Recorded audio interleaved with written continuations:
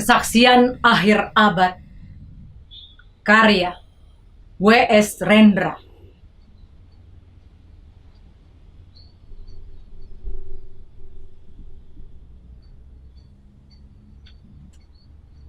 Ratap tangis menerpa pintu kalbuku.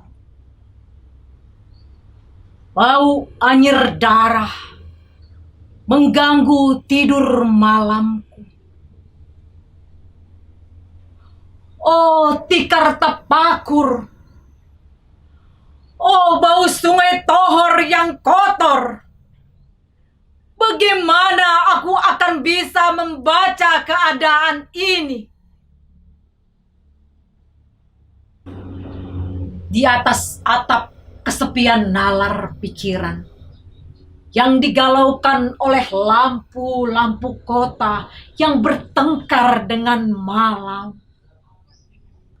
Aku menyerukan namamu, wahai para leluhur Nusantara.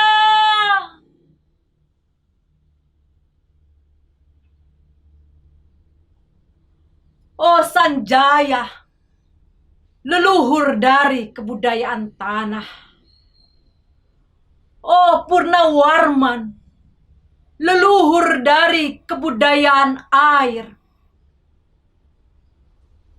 Kedua wangsamu telah mampu mempersekutukan budaya tanah dan air.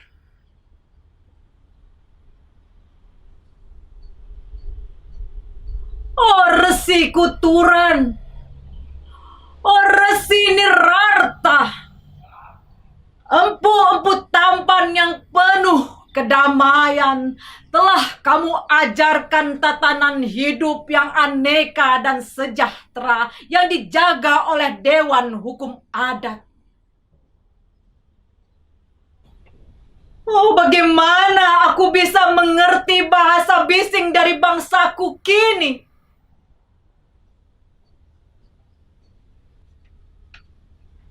Oh, Kajau Lalido, bintang cemerlang tanah Ugi, negarawan yang pintar dan bijaksana, telah kamu ajarkan aturan permainan di dalam benturan-benturan keinginan yang berbagai ragam di dalam kehidupan. Ade, bicara, rapang, dan wari.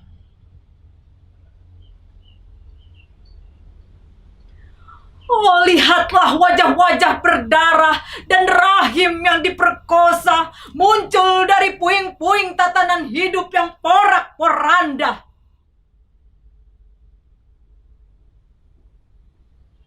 Kejahatan kasat mata tertawa tanpa pengadilan. Kekuasaan, kekerasan berak dan berdahak di atas bendera kebangsaan.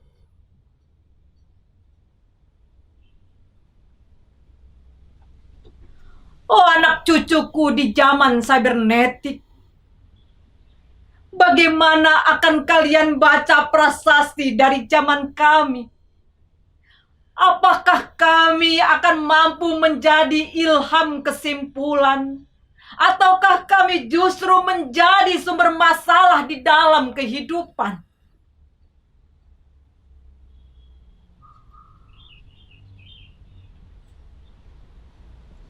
Dengan puisi ini, aku bersaksi bahwa rakyat Indonesia belum merdeka. Rakyat yang tanpa hak hukum bukanlah rakyat merdeka.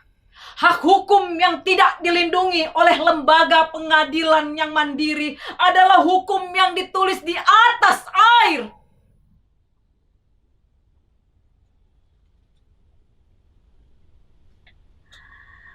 Bagaimana rakyat bisa merdeka bila polisi menjadi aparat pemerintah dan tidak menjadi aparat hukum yang melindungi hak warga negara?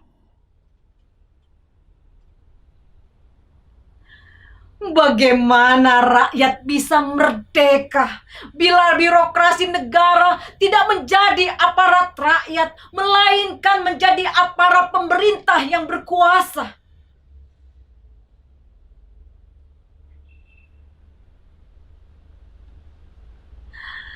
Bagaimana rakyat bisa merdeka bila hak pilih mereka dipasung? Tidak boleh memilih secara langsung wakil-wakil mereka di Dewan Perwakilan. Dan juga tidak boleh memilih secara langsung camat mereka, bupati, wali kota, gubernur, dan presiden mereka.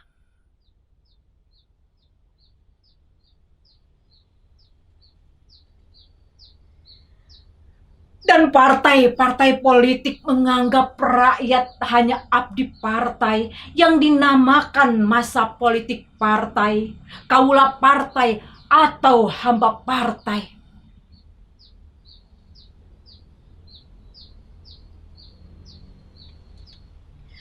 Bagaimana rakyat bisa merdeka bila pemerintah melecehkan perdagangan antar daerah dan mengembangkan merkantilisme dendles, sehingga rela menekan kesejahteraan buruh, petani, nelayan, guru, dan serdadu berpangkat rendah?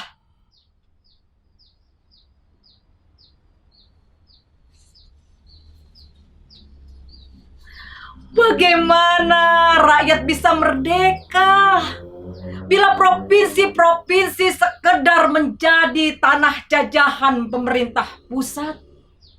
Tidak boleh mengatur ekonominya sendiri, tatanan hidupnya sendiri, dan juga keamanannya sendiri.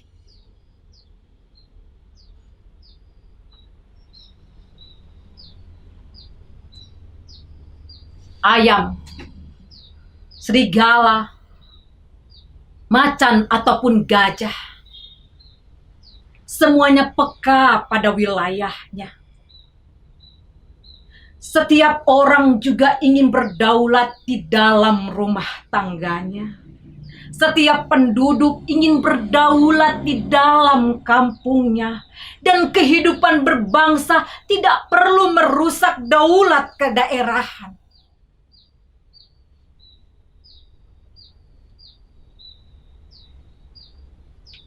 Hasrat berbangsa adalah naluri rakyat untuk menjalin ikatan daya cipta antar suku yang penuh keanekaan kehidupan dan memaklumkan wilayah pergaulan yang lebih luas untuk merdeka bersama. Tetapi lihatlah selubung kabut saat ini. Penjajahan tatanan uang, penjajahan modal, penjajahan kekerasan senjata, dan penjajahan oleh partai-partai politik masih merajalela di dalam negara.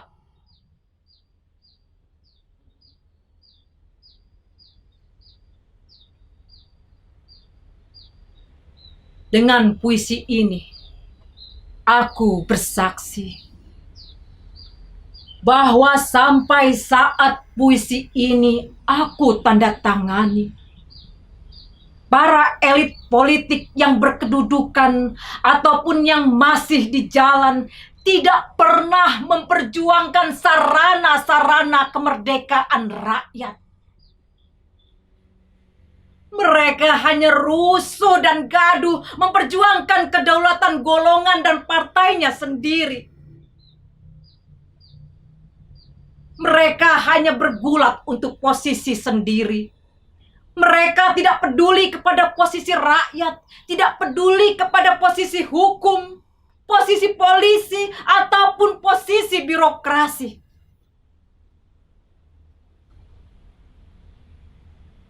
Dengan picik, mereka akan mendaur ulang malapetaka bangsa dan negara yang telah terjadi.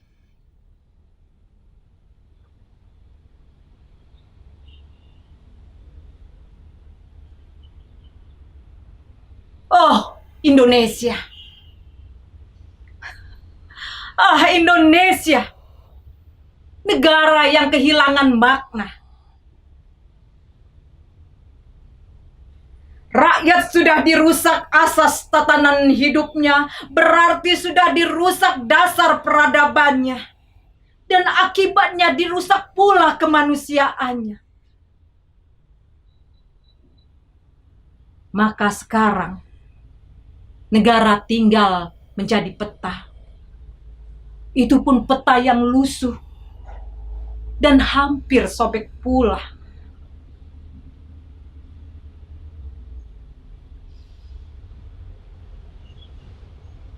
Pendangkalan kehidupan bangsa telah terjadi.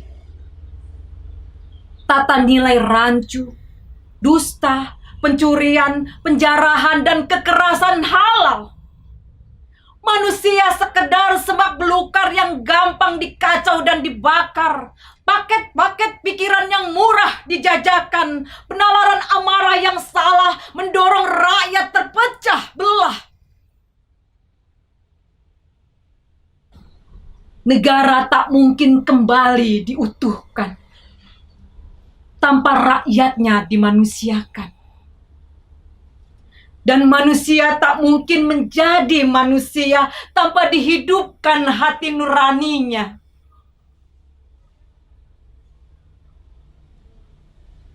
Hati nurani adalah hakim adil untuk diri kita sendiri. Hati nurani adalah sendi dari kesadaran akan kemerdekaan pribadi. Dengan puisi ini, aku bersaksi bahwa hati nurani itu meski dibakar tidak bisa menjadi abu. Hati nurani senantiasa bisa bersemi meski sudah ditebang putus di batang. Begitulah fitrah manusia, ciptaan Tuhan yang Maha Esa.